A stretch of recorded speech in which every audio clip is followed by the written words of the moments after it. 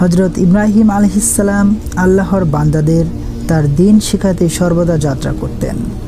তার সঙ্গী ছিলেন তার প্রিয় স্ত্রী সারা আলাইহিসসালাম, যিনি ছিলেন নেককার ও বুদ্ধিমতী। একদিন তারা আল্লাহর প্রতি আহ্বান জানাতে ফিলিস্তিন থেকে মিশর যাত্রা করলেন। মিশরে পৌঁছানোর পর খবর রাজার কানে পৌঁছালো যে এক অপরূপ সুন্দরী নারী তার রাজ্যে এসেছে। সে ছিল এক লোভী ও অত্যাচারী শাসক, যার অভ্যাস ছিল সুন্দরী নারীদের জোরপূর্বক তার দরবারে নিয়ে আসা।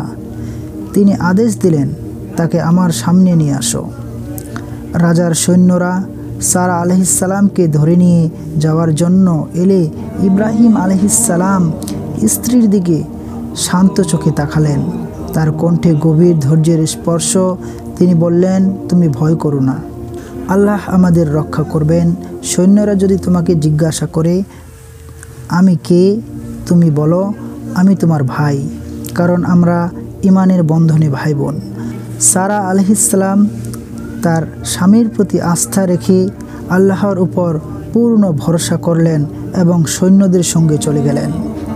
রাজা সারা আলাইহিসসালাম এর দিকে কুদৃষ্টিতে এগিয়ে এলো, কিন্তু যখনই তাকে স্পর্শ করতে চাইল, আল্লাহর হুকুমে তার শরীর শক্ত হয়ে গেল। সে যন্ত্রণায় চিৎকার করে উঠল এবং বলল, তোমার রবের কাছে দোয়া করো যাতে আমি মুক্তি পাই, আমি তোমাকে স্পর্শ করব না। সারা আলাইহিসসালাম তার দুই হাত তুলে আল্লাহর কাছে দোয়া করলেন।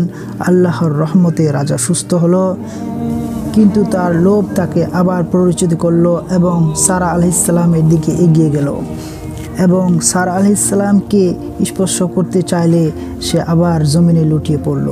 একই ঘটনা তিনবার ঘটল। শেষমেশ রাজা বুঝতে পারল যে এই নারী আল্লাহর প্রিয় বান্দা এবং তার কাছ থেকে দূরে থাকাই নিরাপদ। রাজা সারাকে মুক্তি দিল এবং তাকে সম্মানের সঙ্গে বিদায় জানালো।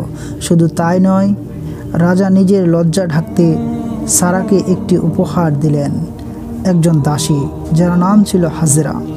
এই হাজেরাই পরবর্তীতে ইব্রাহিম আলাইহিসসালামের স্ত্রী হন এবং তাদের ঘরে জন্মগ্রহণ করেন ইসমাইল আলাইহিসসালাম, যিনি আরব জাতির পূর্বপুরুষ।